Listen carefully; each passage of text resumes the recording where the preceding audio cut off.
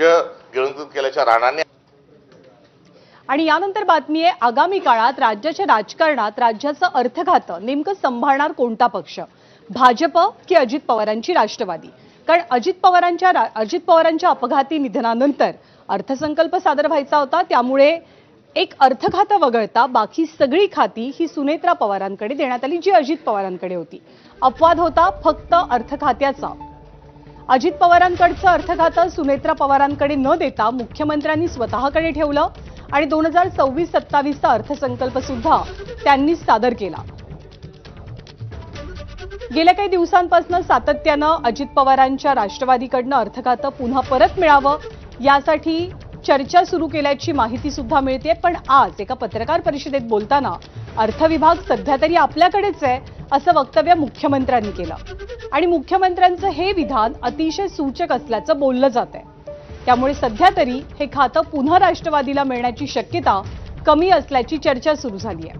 मंत्रिमंडळातील अतिशय महत्त्वाचं खातं म्हणून अर्थखात्याकडे पाहिलं जातं. हे खातं राष्ट्रवादीकडे परत यावं यासाठी अजित पवारांच्या पक्षातले वरिष्ठ नेते आग्रही असल्याचं सुद्धा दिसतंय.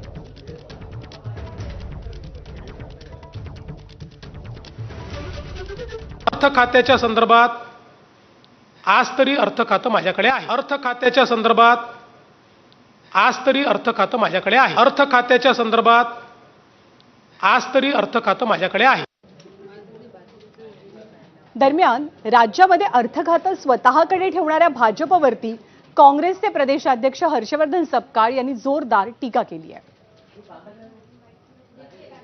भारतीय जनता पक्ष ही मित्र पक्ष आणि विरोधी पक्षांचे नेते खाणारी चटकीन आहे आणि त्या चटकिनीने आता अर्थखातं पण जे आहे हे मित्र पक्षाचं हे गिळलेलं आहे आणि चटकींनी एकदा काही खाल्लं की ती वापस देत नाही, हा असणारा इतिहास आहे. त्यामुळे येणाऱ्या काळात तो पक्षच जो आहे हा आता तिकडे भारतीय जनता पक्षाकडे सरकणार आहे. आपण एका अर्थखात्याची काय बात करताय?